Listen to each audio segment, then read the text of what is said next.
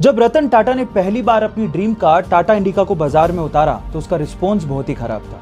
घाटे में जाती हुई कंपनी को देखकर शेयर होल्डर्स ने कहा कि हमें ये कंपनी बेच देनी चाहिए। ना चाहते हुए भी टाटा इसे बेचने के लिए यूएस फोर्ड से मीटिंग के लिए गए, लेकिन उस मीटिंग में फोर्ड ने टाटा का अपमान करते हुए कहा कि अगर तुम्हें कार बिजनेस की इतनी समझ ही नहीं थी तो इस कार की लॉन्चिंग में इतना पैसा क्यों लगा दिया। साथ ही साथ एक कहा कि इस कंपनी को खरीदकर हम तुम पे एहसान कर रहे हैं। टाटा ने यह सुन के कार कंपनी को बेचने से इनकार कर दिया। इंडिया वापस आए और इस कंपनी के लिए इतनी मेहनत की कि इसे वापस अपने पैरों पर खड़ा कर दिया। साथ ही साथ फोर्ड के घाटे में जाते हुए दो luxurious brand Jaguar and land rover को खरीद के धमाका कर दिया। गाइस, अपमान सभी का होता है, लेकिन महान लोग अपने अपमान का बदला अपनी प्रोग्रेस से लेते हैं। एक बार एक 10 साल के बच्चे का आइसक्रीम कोन खाने का मन हुआ तो सामने के होटल में गया और उसने महिला वेट्रेस से पूछा आइसक्रीम कोन कितने का आता है। तो उस महिला वेट्रेस ने जवाब दिया 70 रुपए का। फिर उस बच्चे ने अपनी जेबें टटोली, शायद उसके पास इतने पैसे नहीं होंगे, तो उसने महिला से दोबारा पूछा कि छोटा कप कितने का आता है। तो उस महिला वेट्रेस ने जवाब दिया 60 रुपए का।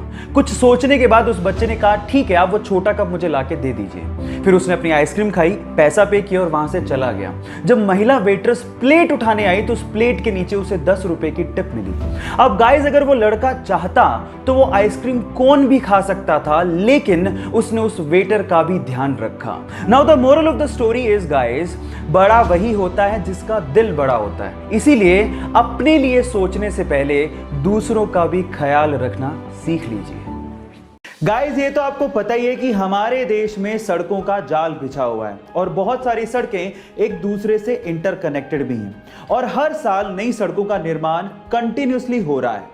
लेकिन मैं अगर आपसे सवाल पूछूं कि हमारे देश में ऐसी कौन सी जगह है जहां पर रोडवेज या यूं कहें कि सारी सड़कें समाप्त हो जाती हैं, खत्म हो जाती हैं, मतलब सड़कों का एंडिंग पॉइंट कौन सा है, तो आप लोग क्या जवाब देंगे?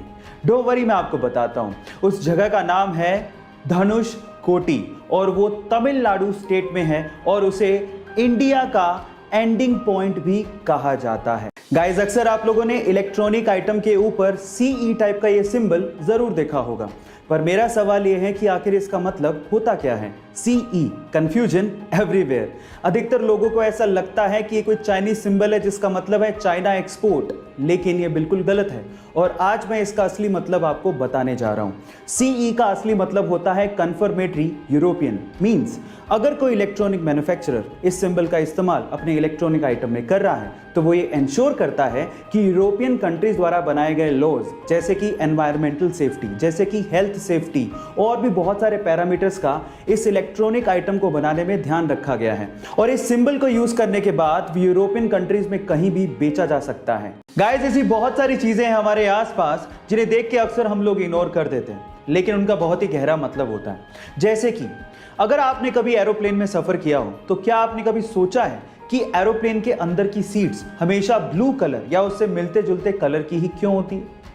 मैं आपको इसका आंसर देता हूं। दिखने में छोटा सा क्वेश्चन है, लेकिन उसका बहुत गहरा मतलब है। आपको पता है, बहुत सारे लोगों को फ्लाइट में जाने का एक फोबिया होता है, उन्हें डर लगता है, उन्हें एंजाइटी होती है, उन्हें रिलैक्सेशन चाहिए होता है। In that case blue colour आपको रिलैक्स करता है, आपकी एंजाइटी को कम करता है और आपके डर को थोड़ा दूर करने की कोशिश करता है। सो इसके पीछे का एक साइकोलॉजिकल रीजन था।